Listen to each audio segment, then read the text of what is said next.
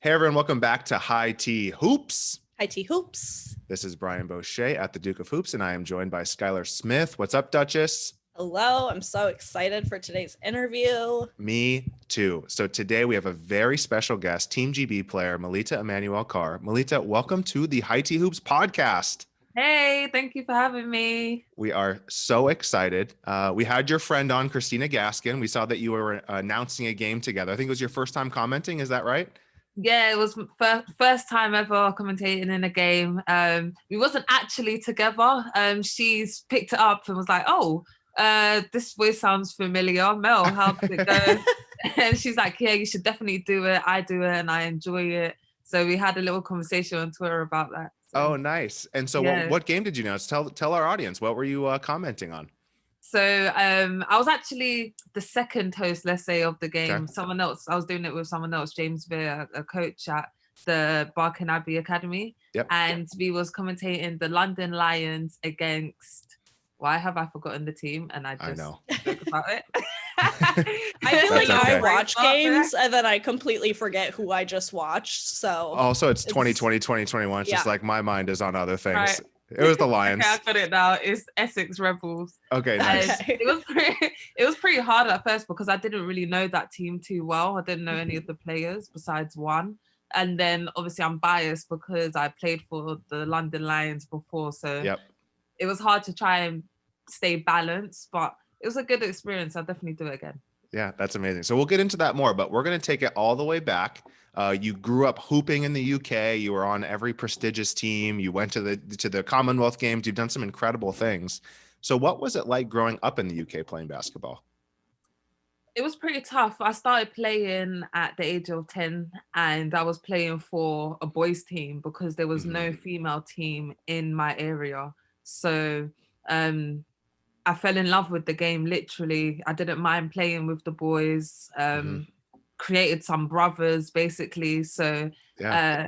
it was great. I think where it was tough is when I was turning teenager, I didn't have any role models because all of the guys were guys. So Yeah. I had nothing to really look up to. There was no NBA, WNBA on the TV. So I didn't even know how far in basketball I could get until I turned about 15. An American coach came over and a high school coach, and he's like, "You should come. This is kind of everything that we do." And straight away I was like, yep, okay, basketball is something that I want to do professionally. And I didn't mind taking the steps to get there. And at that time, taking the steps were getting to America. So Yep. that was the goal. It's still the goal for a lot of people here in the UK as well, to get out to America, to make a name for yourself out there. Yeah. Well, 10 is pretty young from a lot of interviews we've had where, we've talked to people where they started at 17, they started at 18 because they had kind of the skills and abilities for the sport. What actually prompted you to play basketball and start at that kind of early age in the UK? So my mum works for the Westminster Council in the sporting department, and she had me doing everything. I did football, basketball, cricket, literally everything. So yeah, she motivated me and my dad as well to just stay active. And I think out of all the sports that I played, basketball kind of called my name out. It was like it picked me, kind of thing. So Yeah. That's what prompted me to play. That's amazing to hear. And what was it like transitioning from British basketball to playing in the States and playing college basketball? It's a huge difference. Yeah. I think here in the UK, coaches are very simple. I had a coach who said to me, "Why are you putting the ball through your legs? Just go straight there. This is not an and one mixtape." I got that a lot growing up too, though. So don't worry about that.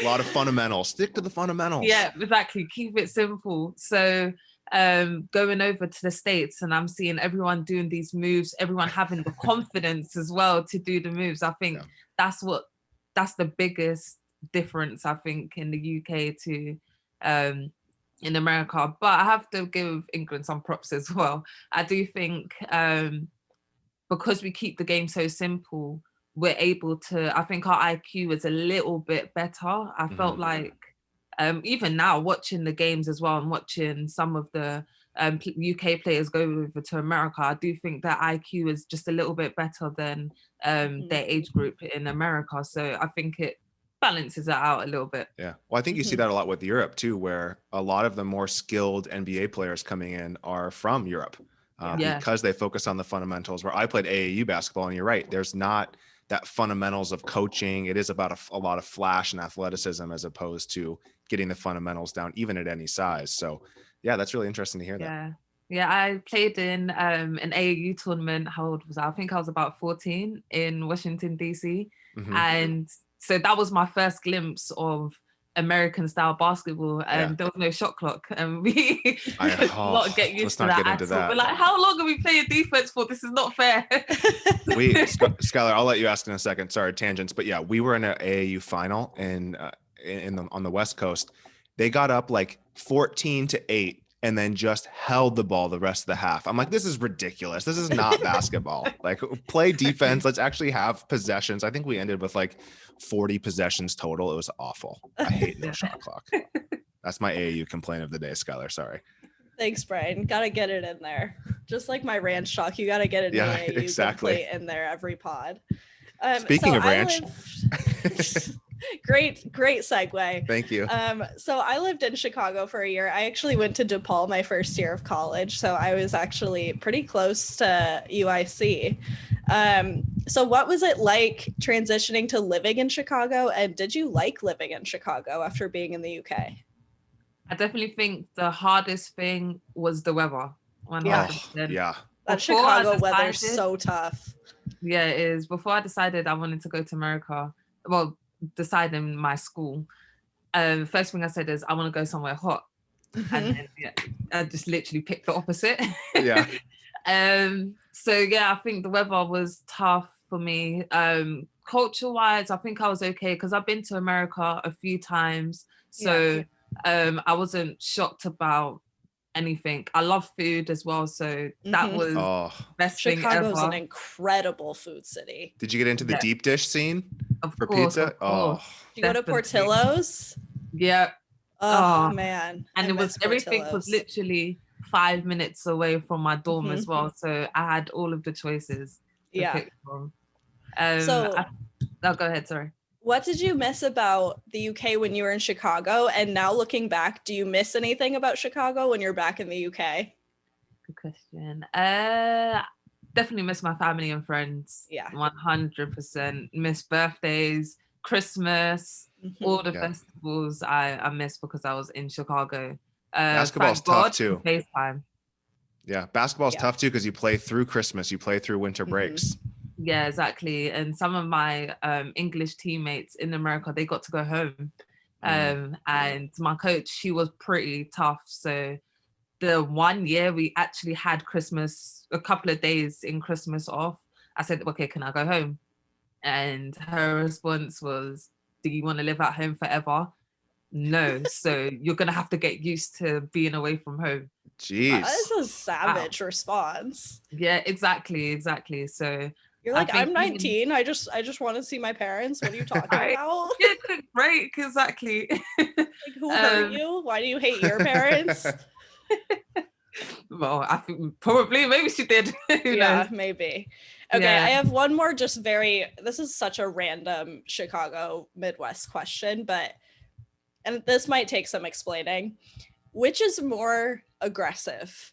Midwestern passive aggression or British passive aggression? Because in the US, Midwestern passive aggression, I think, is the most confusing to other people in the US. And because I don't know if people in the UK fully know what I'm talking about, but Midwesterners are very passive aggressive.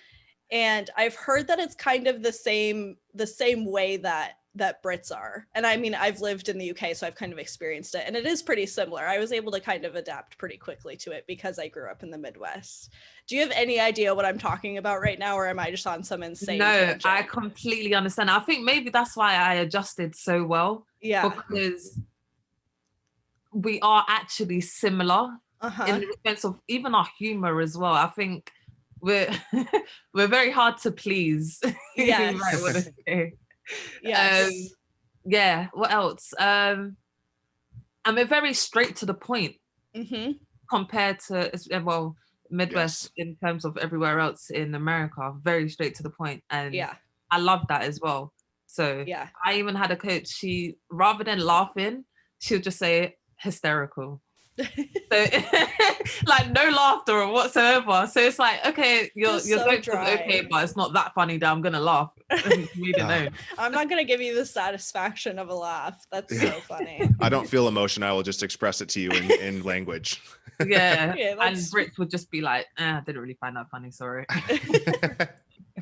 Yeah, it's the cultural differences. Like if you play on East Coast, like in New York, in Boston, really just aggressive. There is no passive aggression. West Coast, it's very laid back. So it's funny to see the different, Midwest might be the best British culture fit of any of the different regions to go to. And then do you miss anything about in the US? Yeah. Do you miss the ranch dressing? We actually wasn't allowed to put any sauce on our meals pre-game. So that was annoying because you'll see the ranch sauce just right there. Actually, even saying the word ranch, in the English accent, you'll say ranch. In America, I'm like ranch. Like I fully have to ranch. Ranch. God, it is an American word. Ranch. I say it so Midwestern too. Ranch. That's really funny. So yeah, the food. Oh God, I miss the food so much. I miss a lot of my friends as well that I've made being out there. And even just playing college basketball is so different to playing professionally, having your conference after January. Yeah, I miss that side of it too. And this is a very random question, but the wall graphic you have of yourself behind you, is that a Fathead? Do you know if it's from a brand called Fathead? I actually got a Fathead, but I left it in America because there was no way I could carry it. But that one was a stick-on, so it was rolled up in a cylinder, so I was able to carry it back home. And I got that. That was in my third year, actually, in the conference tournament. That's amazing, because my wife, the queen of hoops, worked at Fathead in Detroit. That's a Detroit company. Yeah, so it is actually. Yeah, the sign there. Yeah. So she might have, Skylar, she might have sent that over to her. Yeah, she might have literally printed that and sent it to you. Yeah, that's amazing. She worked on a lot of the college deals. We was in Detroit for the conference tournament. Yeah. There we go. What year was that? Was I living there? What year was the conference tournament? 2016. Oh, I had just left. That would have been crazy if I would have gone to it, because I went to all the basketball tournaments there. That's insane. Okay. Switching gears a little bit, you won a silver medal at the 2018 Commonwealth Games. Incredible achievement. You're a silver medalist forever. What was it like competing in those games in Australia? It was amazing. Best experience, hands down. I think UK basketball is tough because you don't really get much recognition from your country. So no one really expected us to do very well, especially having Canada, Australia. In big basketball cultures. Exactly. Yeah. So everyone's like, they're just gonna maybe not even make it out of the pools. So coming second was just amazing. We being around so many different athletes as well, from different sports as well. It's brilliant. And yeah, taking home the silver medal is just, it's amazing to see my family and friends so proud as well. And yeah, it's just brilliant. Your women's teams in the UK for basketball are kind of like our women's teams for football, soccer, where they're so much better than the men, but they need to get more attention. And so I don't know if the men made it out of the pool round, right? In the Commonwealth Games? No, they didn't. Yeah. No. And you got silver. So Scott, let's run through some of our teammate questions here for that Commonwealth team. You want to do that? Let's do it. Who was the funniest player on that team? Funniest.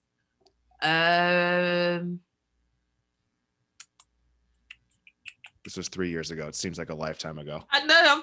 Who's on the team again? I know. We sprung this on you. Right. I probably think I was probably the funniest. That's great. Most likely to late for the bus. Late. I'm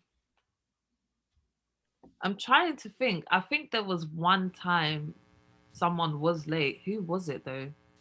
It might have been Chantel Presley. I think she was late one time. I also trust that you're just like, we're women, we're professionals, we're not like all the men we've asked that question, they've automatically had a immediate response. I response. think someone might have been late one time, but no, we're women. Yeah, and it was probably like 1 minute maybe. Everyone was already on the bus. And you was just the last one. Yeah.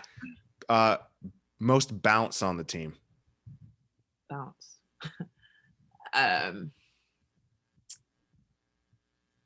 Probably Rachel Vandal.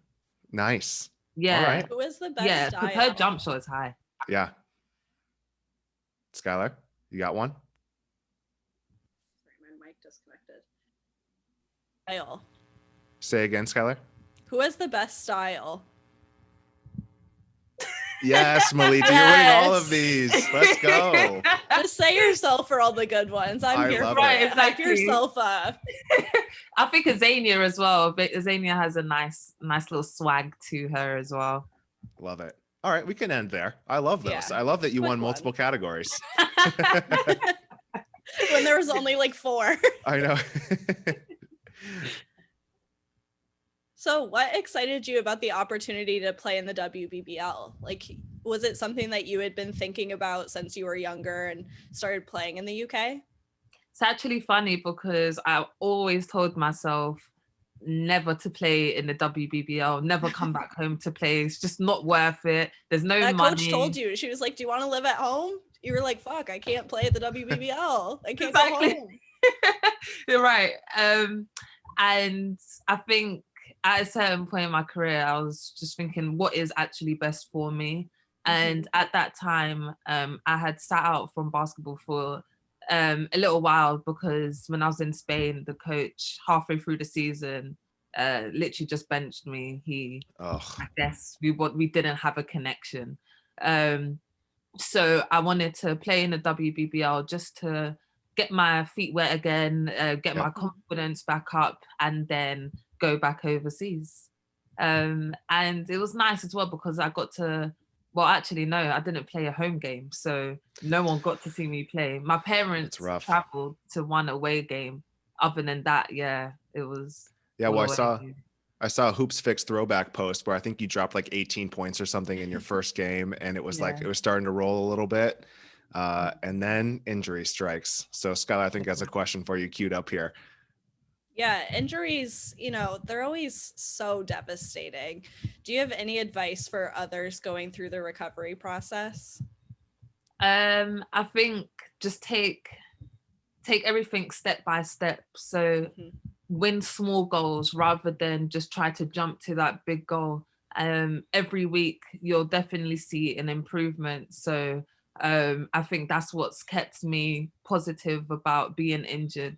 And I think maybe trying to find something outside of your sport to keep your mind occupied as well is a great way to get over being injured.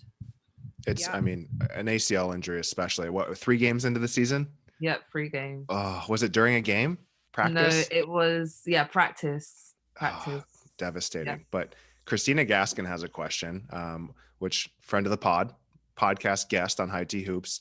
Has it been any easier dealing with an ACL injury during a period of such inconsistency?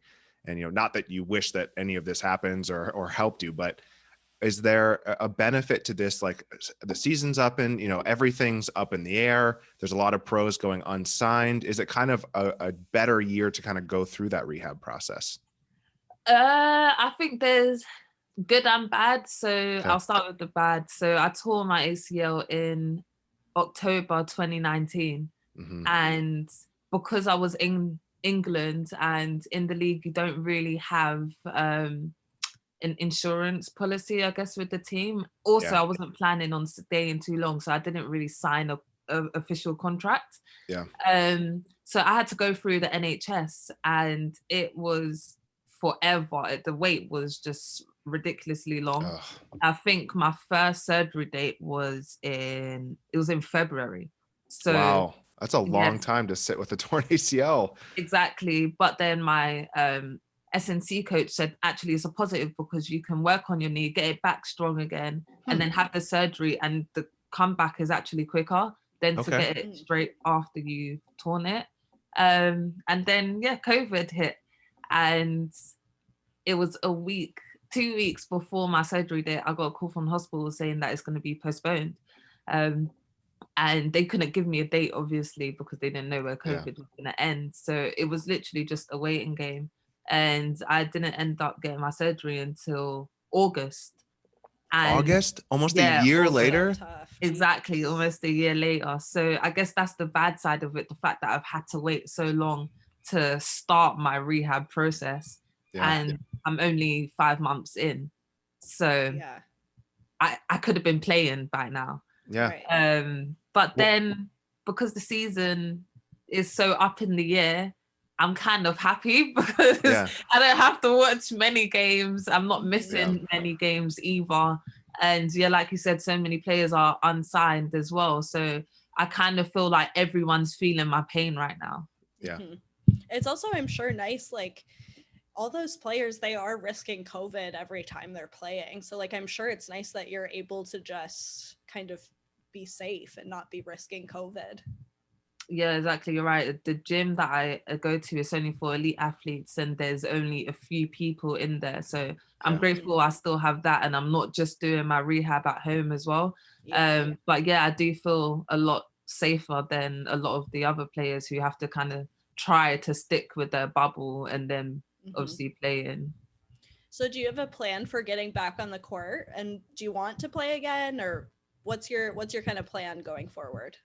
So I definitely want to play again. Definitely want to go overseas. I actually don't mind staying in London, playing for the London Lions again, because they have a new owner, and they're looking at helping the women's game or the women's side a lot more.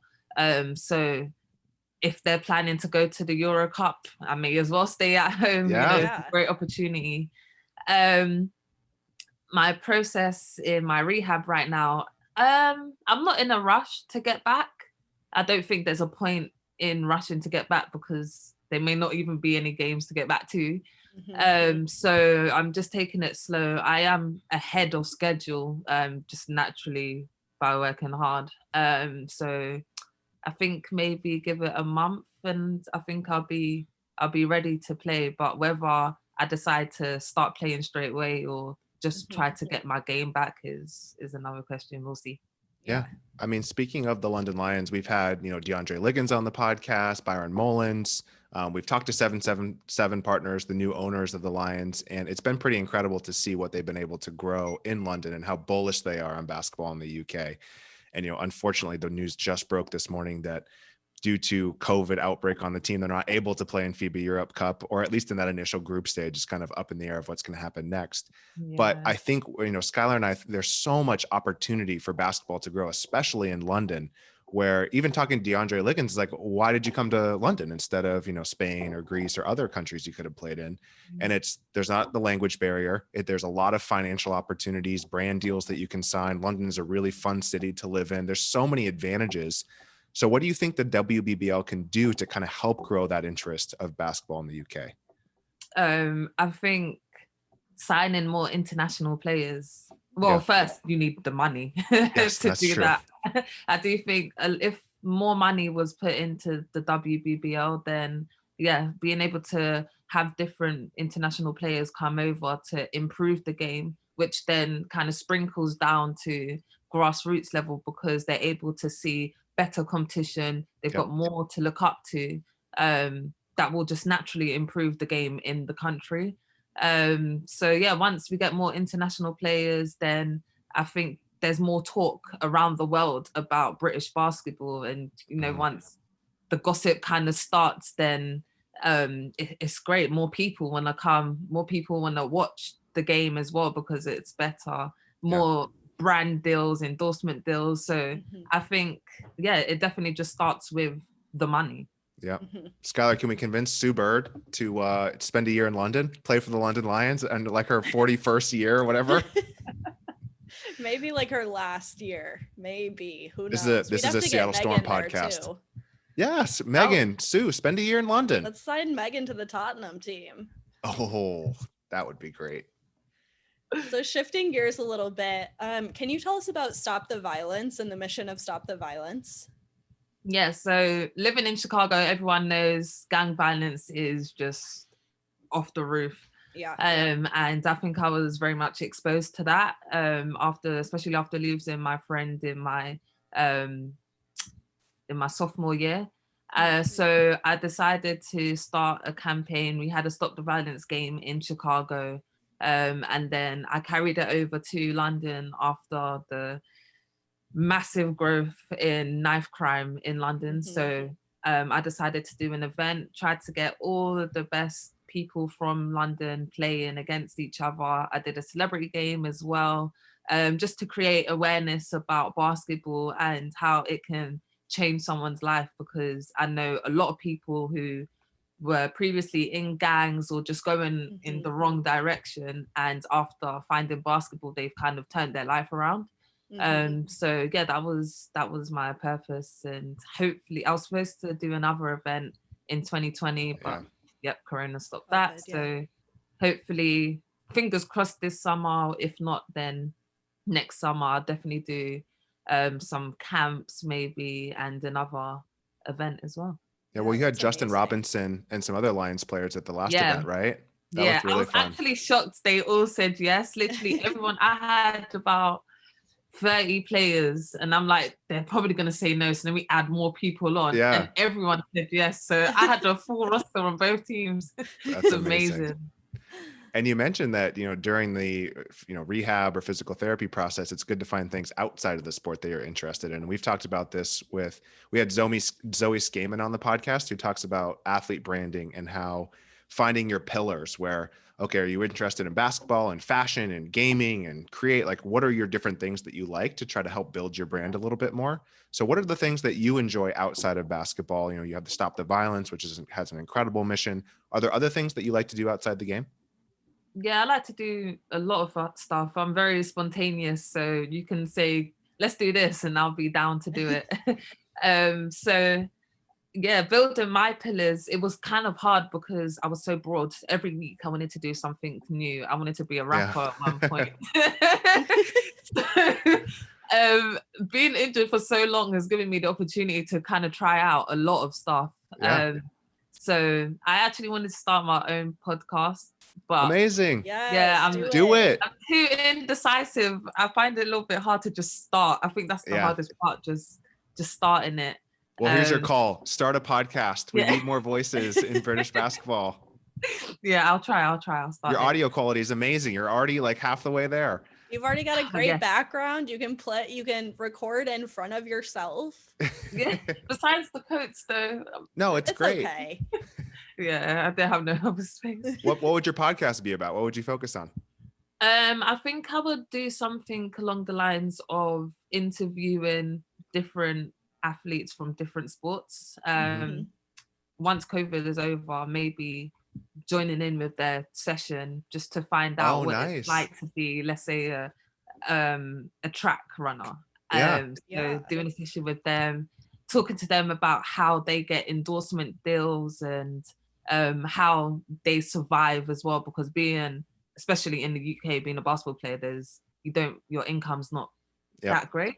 I don't think I know anyone in the UK that's with a brand either. There's not that many brand deals. Maybe I think Teo has one with Puma, maybe from the Surrey Scorchers.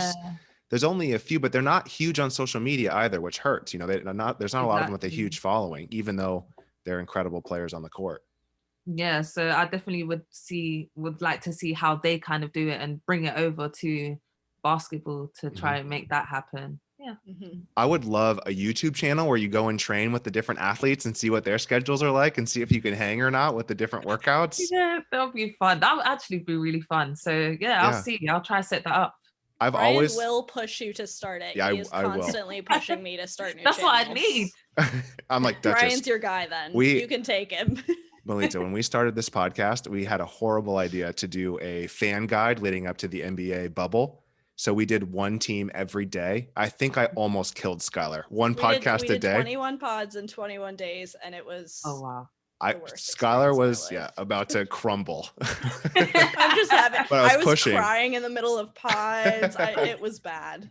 We've figured it out at this point. But we did figure it out. we can, if you ever want to start a pod, you need some resources, we've got you. Yeah, accountability. Thank you. What sport would be most interesting for you to train? While you think about that, I would love to go through a hurdler workout because their training looks impossible for normal human beings.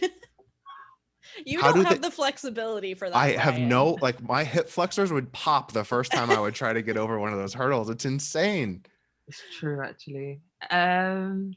Interesting sport. Do you know what? I think boxing. Oh, that would be a fun one. Yeah, that would be fun. And right now, the gym that I go to, a lot of professional boxers come to the gym too. So seeing their workouts is so much different to mine. And then after they say, okay, yeah, I've got a sparring session or just a regular session, and I'm like, that's tiring. Like playing basketball to me is not really tiring, but if I was to spar for 3 minutes, I'll be shattered after. Yes. So I think that would be a good one. And then just how fast they move, like you don't quite understand how fast a good boxer is. Exactly. Their hands, terrifying. like they play around and kind of just and you're just like oh my god. Skylar, any more questions before we close this out? No, I think I got my Midwest questions in, so Perfect. I think I've fulfilled my duty on this podcast for the day. Okay, so we've decided you're starting a podcast and a YouTube channel. It's going to focus on other athletes. Maybe you can introduce some of your fashion advice to some other athletes as well. There's that element. Yeah, exactly. That's how you start getting those brand deals. Get those free clothes. Exactly. I'm so not really repping anything. I guess I saw it first. If you want to, sponsor the YouTube channel. Exactly. Get some sponsors on there. All right. And Melita, thank you so much for coming on. We appreciate it. Thank you, Melita. Thank you.